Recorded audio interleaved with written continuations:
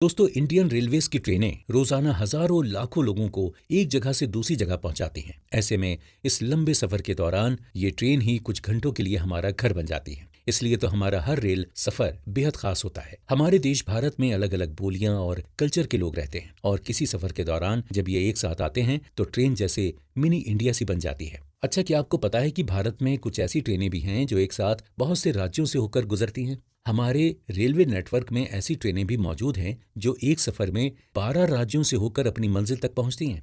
इसलिए इस एपिसोड में हम ऐसी ही ट्रेनों के बारे में जानेंगे जिनका सफर काफी लंबा और बड़ा ही अनोखा होता है। वो कहते हैं ना दोस्तों कि कई बार किसी का सफर उसकी मंजिल से भी ज्यादा खूबसूरत होता है। इंडियन रेलवेज के मामले में ये कहावत बिल्कुल फिट बैठती है। वैसे तो हर रेल सफर चाहे छोटा हो या लंबा हमें हमारे देश के कई हिस्सों की खूबसूरती से रूबरू करवाता है। लेकिन अगर हम बात करें देश की एक ऐसी ट्रेन की जो उत्तर से लेकर दक्षिण दिशा तक का सफर तय करती है तो वो है ट्रेन विवेक एक्सप्रेस।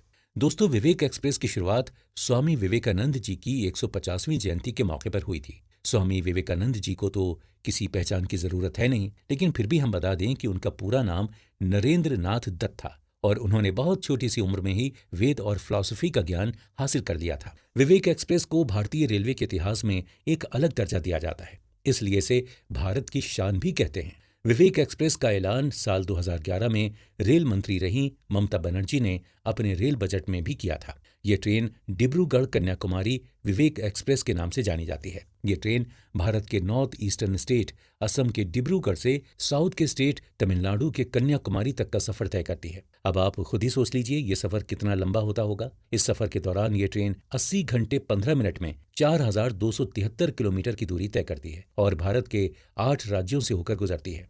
इस लंबे रूट को पूरी दुनिया में 9वां सबसे लंबा रूट भी कहा जाता है। इसीलिए तो इस ट्रेन को भारतीय रेलवे की सबसे लंबी दूरी तय करने वाली सुपर फास्ट ट्रेन होने का दर्जा दिया गया है। साथ ही ये ट्रेन दुनिया की 24वीं सबसे लंबी दूरी तय करने वाली ट्रेन का रिकॉर्ड भी बना चुकी है। विवेक एक्सप्रेस के बाद बारी आती है भारत की दूसरी सबसे लंबी दूरी तय करने वाली ट्रेन की, जिसका नाम है तिरुवनंतपुरम सिलचर सुपरफास्ट एक्सप्रेस। ये ट्रेन पूरी दुनिया की 28वीं सबसे लंबी दूरी तय करने वाली ट्रेन होने का रिकॉर्ड बना चुकी है। शुरुआत में ये ट्रेन केरल के तिरुवनंतपुरम सेंट्रल और असम के गुवाहाटी के बीच चलती थी, इसीलिए इससे पहले Thiruvananthapuram central Guwahati superfast express के नाम से जाना जाता था। लेकिन 21 नवंबर 2017 से इस ट्रेन की लाइन को असम के सिलचर तक बढ़ा दिया गया, जिसके बाद ये दूसरी सबसे लंबी सुपरफास्ट ट्रेन बनी है। ये ट्रेन 54 स्टॉपेजेस के साथ लगभग 74 घंटे 45 मिनट में करीब 3930 किलोमीटर से ज्यादा की दूरी को तय करती है। तिरुवनंतपुरम सिलचर सुपरफास्ट एक्सप्रेस के बाद भारत की तीसरी सबसे लंबी दूरी तय करने वाली ट्रेन का नाम है